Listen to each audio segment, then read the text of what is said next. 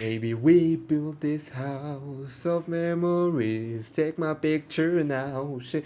Now that you got my intention, let's get right into the video. In 2021, a study by Cigna Healthcare has found that more than 61% of adults in the United States has reported feeling lonely at least once a week, and 31% are always feeling lonely. This was an increase of 54% in 2018. Before getting right into the video, boys, I'm just gonna ask you something to do. If you can join my newsletter, it's gonna help me to grow my community, and for you, it's potentially gonna help you to improve your mental health. We send studies, past experiences that I used to live. Oh my, this dog, bro. And we have a community so that we can help each other. All you have to do is to click on the link, write your email, and done. I still remember those days in 2018 with my classmates. We were going out in the park, having fun, and doing dumb shit. It was good memories, but it was the old days, and we all know that good things always comes to an end. These same friends have changed when we entered high school. They started to talk about the drugs they were taking, the parties they were going, and some futile topics from my perspective. But at this time, all I cared about was playing Fortnite and watching anime. I mean, hey, after all, I was 13. In this situation, you would advise me to stop hanging out with them and focus on my studies, right? But the problem is, I was genuinely scared to be alone, be seen as a weirdo by the girls, and have this scary feeling of being ignored by the others. So I just stuck myself like a glue to them. I was acting like this cool guy in the high school, and I wasn't being myself. I was utterly being with them the whole day. But somehow, before going to sleep, I felt like I was the loneliest man on earth. What I was doing was wrong and not following my values. But as an introvert, following, like, trying to take social risks and try to find new people never crossed my mind. So in this particular year, I stayed with them. We have been doing dumb shit. At the end of the year, all I was doing was bringing troubles to my mom, and it was the only year I failed in school. But in all of this is not the problem. The issue with that is that I couldn't focus on what really matters. Next year, I changed school due to personal reasons, and they began talking badly about me like if I was demonized. I was still a kid, but this has truly affected my mental health. It led me to my most depressive year, and my grades didn't get any better until 2021, which made me think about a good thing. There is a huge difference between feeling alone and being alone.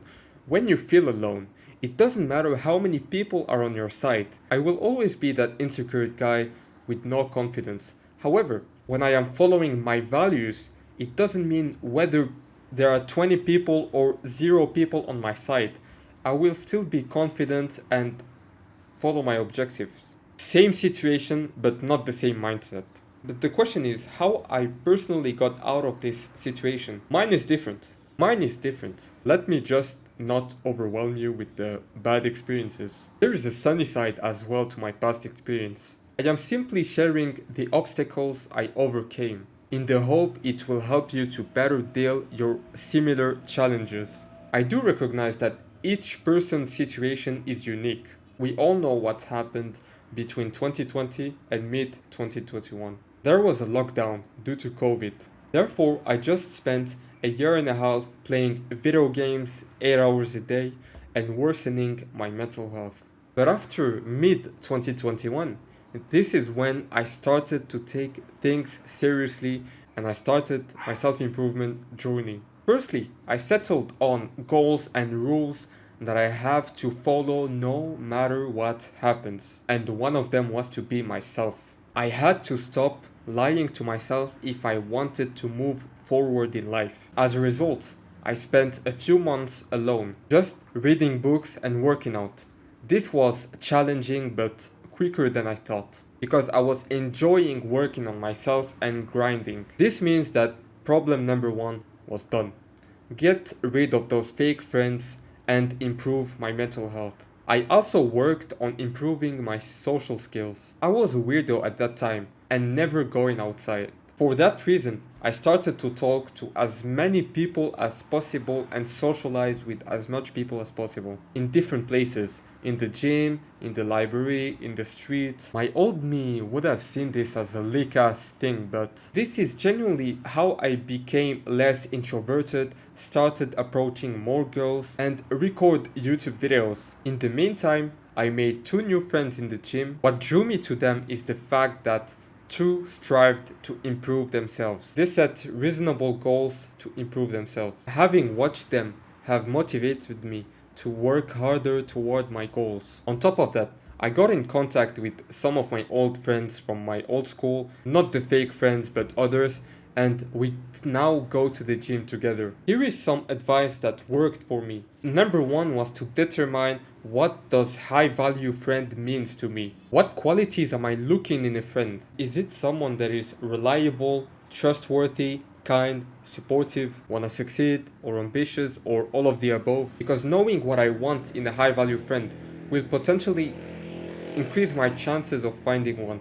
Number 2 was to join groups or communities. Looking for groups and communities that align with my values. This could be a hobby, a club, a volunteer group, or just the gym. By joining some of these groups, it's helped me to share my interest with other people. Number 3 was to be a high value friend myself. To attract high value friends, I have to be a high value friend myself. This means being reliable, trustworthy, confident, and supportive to others. In 2018, I wasn't even being myself.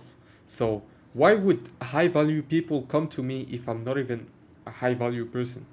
Why would they take me seriously? Fourth thing is to be open minded. The mistake that I used to do is to limit myself to only my surrounding in school and limiting myself to the people who are just like me. Connecting myself with people from different backgrounds, cultures, hobbies might be the key to find some of the best friendships ever. Last thing, boys, is that it takes time to build a relationship. High value friends take time to develop.